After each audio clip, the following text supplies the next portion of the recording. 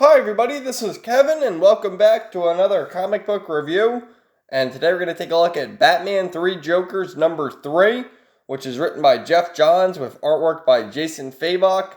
And this series has been terrific. It's been the best illustrated book in probably the last 5 years. I'd have to go back to even find one that competes.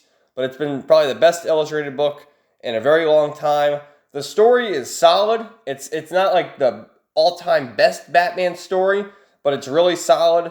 You take two great professionals here, like Geoff Johns, who really has written every character in existence in the DC universe, and has done all that he can, and that's why you don't see him writing any ongoings anymore. He did that Shazam back in like 2018. He started with a number 1 to coincide with the movie, I believe, and did a few issues and then kind of fizzled out and gave it to someone else. But this has been really good. Essentially, I'm going to talk about the other 2 issues later, but, I have all 3, obviously. And essentially, it's been the team of Batman, Barbara Gordon, and Jason Todd fighting against these Jokers. And in the first issue, Jason Todd had murdered one of the Jokers. And the last issue, you saw Barbara Gordon sort of going back and forth with Jason, talking to Bruce, talking about they should arrest him and reveal his identity. And you also saw that there could have been some feelings between Jason and Barbara Gordon. So you have the 3 Jokers here. The main mastermind, the criminal, the clown who was murdered by Jason in the first issue, and the comedian. And the way I see it is this is the main Joker. This is the one who tortured Jason back in Death in the Family and murdered Jason. And then this guy is the one from The Killing Joke who paralyzed Barbara Gordon.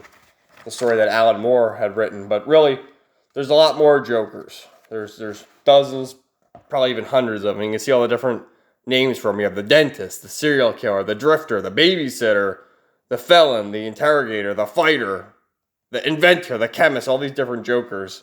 And they're just looking at, all the different profiles of them all. And like I said, the artwork, the best drawn comic in years. And Jason keeps bringing up the prospect that we should just kill these Jokers once and for all and just rid the earth of them. And Bruce is not having it. Enough!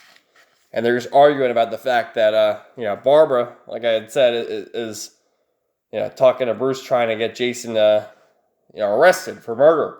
And Jason's, he has his own way of justice.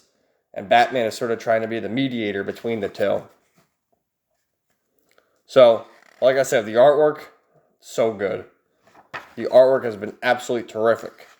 So, everyone's going to go on their own direction here. And, they're answering the call from Gotham Police. And with the artwork, you really have the artwork tell the story. And you have Geoff Johns writing it, obviously, and with the outlines and stuff like that. But it's not an oversaturation with words. And a lot of these books have so much dialogue nowadays that you really take away from the fact that comics are a visual medium. So what had happened in the last issue as well is Joe Chill had been, taken by one of the Jokers, and Batman's investigating that right now. And he sees all these envelopes in between the bookcase with Bruce Wayne marked on them. And there's a whole bunch of letters there. And this guy says, "Sorry, I just heard you were here and you're going to catch him, aren't you? Joe Chill." "No, the Joker. If these are letters, why not mail them?" "You'd have to ask Reverend Evans." So you get that little subplot going along. And then these two, like I said, they sort of had a thing going on with the last issue where they could have romantic feelings for each other. And Barbara's like, "It's not like that." Jason's like, "Oh, come on. First Artemis, now you." So he sees the Reverend here, Batman, and all these letters. And the Reverend says, he wrote dozens of letters to Bruce Wayne, apologizing for, the murder of Martha and Thomas Wayne. And he says that he'd start writing all these letters, but he could never finish them. He could never find the words to finish. And Batman's going through all the envelopes here. He sees Bruce Wayne, Bruce Wayne, Bruce Wayne, and then finally Batman. And there's a ticket there for the Mark of Zorro from the Joker. So, our heroes, look at this. Two full pages right here with no dialogue whatsoever. Just terrific artwork showing what's going on. Batman, he's not saying, he's just pointing. Go, you Barbara, go to that door. Jason, go to that door, and I'll go this way. So they make their way in there. They hear all this laughter, and the Joker has Joe Chill, and he wants him to confess about the murder of Bruce Wayne's parents. And Batman's right there, front and center, while Jason and Barbara are ambushed by all these other Jokers. And like I said, this is the mastermind of all the three Jokers. The criminal. And he has Joe Chill suspended above a vat of acid, and he wants to turn him into the perfect Joker. Obviously, you've seen all the Jokers are expendable. And he's going to do it by releasing him and I guess blowing himself up. He's got all the dynamite strapped to his chest there. And, they're having their confrontation with their other Jokers. Jason already had his confrontation. And Barbara's having their confrontation of the Killing Joke here. The one with the camera. I never read the Killing Joke, but I don't really like Alan Moore. Here's a great panel right there of Batman swooping in. So, fire all over the place. And all the Jokers are defeated. And Joe Chill is able to take his binds off, and he sees Batman. He says, "I know who you are." And he starts looking, and he has the flashback there. "They talk about you at Blackgate. You know what I did here. Are you going to kill me?" And Batman says, "No." And Joe says, "I deserve it. I truly am sorry." And he saves him there. You see some rubble comes out of the way, and he says, "Thank you."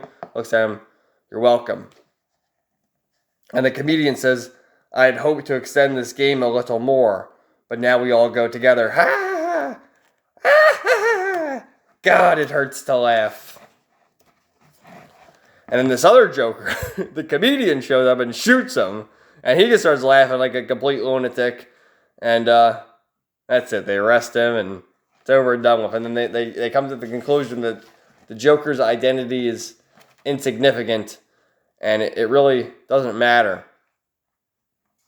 And this comedian is essentially saying that that's exactly it. Joe Chill would have been the perfect Joker because he would have had meaning. You don't know who I am, and really, it doesn't matter. So, last issue, they revealed that Joe Chill had cancer and was slowly dying. And he's in the hospital. Bruce Wayne is in the hospital of Joe Chill reading the letter. And with his dying breath, he flatlines, and he goes to the grave of Joseph Chill there.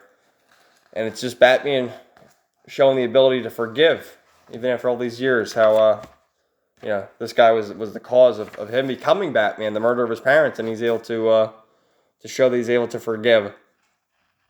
So Jason is on the way to reform himself. He's going to Alaska, I guess, so he doesn't have to murder anybody ever again. And he leaves a note to Barbara. Cuts to her sort of doing better as she's running away. And, Batman with Alfred. And Jason writes this letter. He says, "I want to make a change, but I can't do that without you. I know I've come across cold and distant, but I know you know why. I've always admired you, Barbara, your strength, your determination, your heart. I think what happened was a mistake, that it was a moment. But I think we could be great together. I really do. I'll give up being Red Hood for us. I can be something else. I can just be Jason. All I need is one chance to prove to you I can be better, and I will devote my life to making you proud. Happy, loved. If you don't think I'm worth a chance, if it is all just you caught up in everything, then throw this letter away. I'll never even mention it. I'll understand. Yours, Jason." And what happens is the letter, he says, "Whatever happens, I love you." The letter falls. He tapes it to the door there. It falls and it gets swept up. So, I don't know. It's kind of a stupid throwaway plot, in my opinion. I mean, Barbara is always sort of destined for Dick Grayson, in my opinion. And I don't know, Jason, you've seen, if you've read Red Hood and the Outlaws, he sort of has a thing for Artemis. But what are you going to do? So, that's it. I mean, I thought this whole run was pretty solid. Like I said, a solid storytelling, really terrific artwork. in general. And you see with the 3 books here, the square bound black label. If you bought all 3 of them, it'd be $21. I would imagine they're going to do a hardcover. That's probably going to be like between $20 and $25. So get the hardcover if you couldn't get the floppies. And I got the first cover with the Joker, because the first variant was Batman, but they had the covers for all the other. I don't need all those Jokers, so I got the other heroes there. And Jason Fabok did all the covers as well. And I got a card with this last issue. And I think I got a card with book 1. It's in here. Probably, yeah, right there. So you got a Joker and Batman card and a Joker and Red Hood card. I wonder if I just missed out on the Joker and Batgirl card, or if they even made one. But yeah, if you can, get these books. Like I said, they go on your shelf pretty nicely, but there'll be a superior graphic novel, either hardcover or floppy, that'll come out probably just in time for Christmas, I would imagine. So thanks for watching, everybody. Let me know your thoughts in the comments down below, and stay tuned for more new comic book reviews coming soon. Everybody have a great day.